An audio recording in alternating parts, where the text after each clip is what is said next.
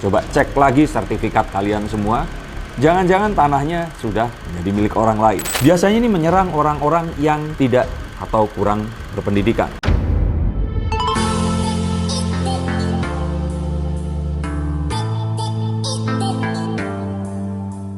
Halo Sensikers, kembali berjumpa bersama saya Denny Darko. Tidak ada yang namanya misteri, yang ada adalah tanda-tanda yang kita semua coba untuk mengerti. Kasus kejahatan yang melibatkan mafia tanah ini sedang trending kembali.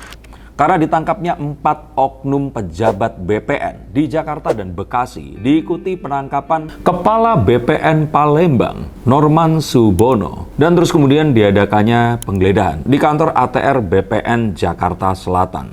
Apa sebenarnya yang terjadi? Dan mengapa saya bilang bahwa kejahatan yang melibatkan mafia tanah, perampasan hak kepemilikan atas tanah, ini mungkin saja terjadi lebih dekat daripada yang kalian kira. Dan bisa saja akan dan telah menimpa kalian. Coba cek lagi sertifikat kalian semua. Jangan-jangan tanahnya sudah menjadi milik orang lain. Yuk kita akan lihat menggunakan kartu-kartu saya ini. Sesuatu yang terbatas dan terus kemudian dimiliki oleh seseorang, maka otomatis harganya akan meningkat dengan pesat. Ini sesimpel hukum ekonomi yang melibatkan pasokan dan juga permintaan.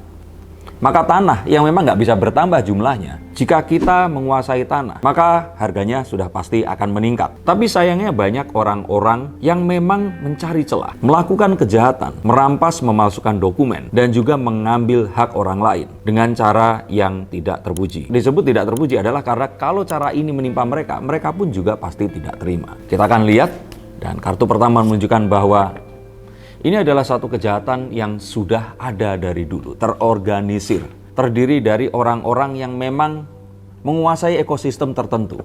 Bahkan banyak orang-orang yang memang mendapatkan keuntungan dengan melakukan hal ini secara profesional. Melihat hal itu, Presiden Joko Widodo menunjukkan komitmen penuhnya untuk memberantas mafia tanah dengan menugaskan mantan Laksmana Hadi Cahyanto untuk mengepalai departemen atau kementerian ATR BPN ini tadi. Dan saat beliau ini mengutus seseorang yang powerful, artinya ada sesuatu yang serius di sini.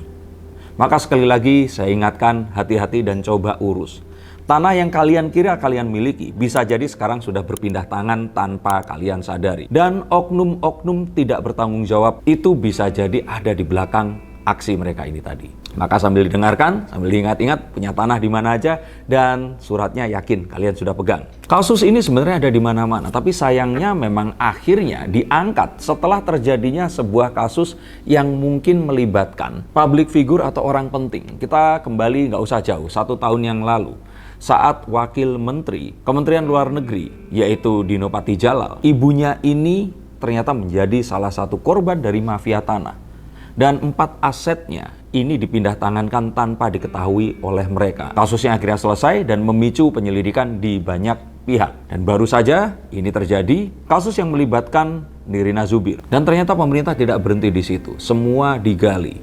Dan semuanya ini berusaha untuk diungkap. Dan ini baru di Jabodetabek, Palembang. Dan saya yakin jika terjadi di tempat itu, bisa saja ini terjadi di tempat lain. Mungkin di kota saya, Tulungagung, Malang, Surabaya, atau kota lainnya. Maka tetap harus was-was dan ikuti fakta-fakta yang akan saya paparkan, dan saya akan lihat ke depannya akan seperti apa. Mereka ini melakukan modus mereka ini dengan mengelabui hukum. Jadi mereka ini terlihat tidak melanggar hukum. Mereka menguasai ini dengan memalsukan dokumen. Dokumen yang sudah dikuasai, dibalik-namakan tanpa sepengetahuan orang yang memiliki ini tadi, dan dengan seperti itu tanpa sulap, tanpa sihir, maka tanah yang bersangkutan sudah menjadi akuisisinya. Biasanya ini menyerang orang-orang yang tidak atau kurang berpendidikan, orang-orang yang sudah lansia, atau orang-orang yang malas atau sudah terlalu banyak memiliki tanah dan rumah. Modusnya adalah membayar DP, membuat orang tersebut percaya dan memindah tangankan akta sertifikat hak milik dari rumah atau tanah yang bersangkutan. Nah, kemudian itu tadi dibalik-namakan dengan figur palsu yang sudah disiapkan. Nah, setelah itu baru diadakan proses jual beli yang dilakukan oleh figur palsu ini tadi kepada orang yang berikutnya. Ini sejenis pencucian uang, dilakukan dengan cara yang sangat rapi dan pasti melibatkan oknum pejabat atau oknum notaris yang tidak memiliki integritas. Maka untuk orang-orang yang tidak mengetahui caranya, pasti mereka akan merasa tidak berdaya. karena mereka akan dianggap melawan hukum, yang padahal mereka di sini memanipulasi hukum itu tadi. Kasus yang terbaru melibatkan artis Kartika Putri yang melaporkan 7 oknum yang terdiri dari 2 notaris dan 5 pembantu mereka ini tadi. Maka harus diketahui bahwa ini bukan pekerjaan 1 atau 2 orang saja. Ada ekosistemnya.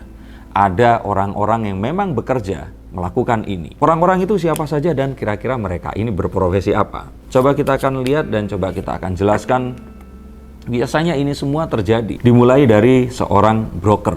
Nah, biasanya orang yang dekat dengan keluarga ini tadi. Itu yang terjadi dengan ibunda dari Dino Patijalal ini tadi. Oknum broker ini tadi kemudian mengalihkan hak kepemilikannya ini tadi kepada seorang figur. Nah, figur ini memiliki data yang palsu. Nah, setelah tanah ini dialihkan ke figur dengan data yang palsu, figur ini menjual lagi ke orang yang berikutnya lagi. Nah, kenapa kok sertifikat hak milik ini bisa dipindahkan? Karena sudah ada pembayaran yang diaku sebagai down payment, tapi dianggap sepihak sebagai sebuah pelunasan.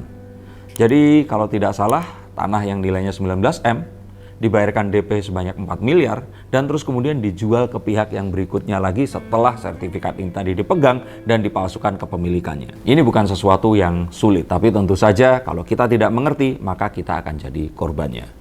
Atau jika ternyata ini dilakukan oleh oknum tidak bertanggung jawab yang ada di kantor BPN, maka yang terjadi biasanya adalah sertifikat yang seharusnya sudah jadi. Terutama sejak dicanangkannya program PTSL oleh Pak Jokowi kemarin, sertifikat ini sengaja ditahan, tidak diberikan. Bahkan ada yang sampai 3 tahun ini tidak diberikan. Alasannya adalah pengurusannya belum selesai. Tapi yang terjadi, sertifikat kemudian di handover ke oknum yang lain, dan dirubah kepemilikannya sehingga bisa diperjualbelikan. Nah, kalau memang surat ini tadi tidak lengkap, untuk apa orang yang membeli ini mau membayar rumah tersebut? Ini adalah pertanyaan yang berikutnya. Orang-orang yang membeli rumah atau tanah ini dengan murah, biasanya akan bertujuan bukan untuk menempati tempat itu tadi, tapi untuk menggadaikan sertifikatnya, menjaminkannya dengan memperoleh uang tunai yang akan dipergunakan dan sertifikatnya sudah ditinggal di situ saja. Dan uang yang bisa didapatkan tentu saja tidak akan kecil. Atau jika tidak, ini akan dijual ke pasangan yang tidak mengerti apa-apa, menganggap mereka membeli rumah dengan cara yang legal dan akhirnya mendapatkan uang. Setelah itu mereka pergi. Tentu saja dijualnya dengan harga di bawah pasaran. Maka hati-hati jika kalian membeli tanah atau rumah dengan harga di bawah pasaran. Pastikan semua legalitasnya itu ada. Dari AJB, surat pengalihan hak, hingga sertifikat hak kepemilikan. Maka ini adalah sebuah himbauan untuk kalian semua. Hati-hati terhadap apapun yang akan kita miliki. Karena sejak adanya pandemi, penipuan dan juga kejahatan ini semakin beragam dan macam-macam rupa dan ada di mana-mana. Pastikan kalian semua melindungi hak harta dan juga aset yang kalian miliki. Dan pastikan tidak masa bodoh dan tidak peduli dengan apa yang kalian punyai. Sekali lagi coba dicek. Jangan-jangan sertifikat dan tanah yang kalian anggap kalian miliki itu sudah berpindah tangan ke oknum mafia tanah yang saat ini mungkin saja belum berhenti beroperasi. Terima kasih sudah menyaksikan tayangan ini. Pastikan untuk kalian semua membagikan jika ini bermanfaat. Terima kasih sudah menyaksikan tayangan ini dan sampai jumpa di konten yang berikutnya. Salam.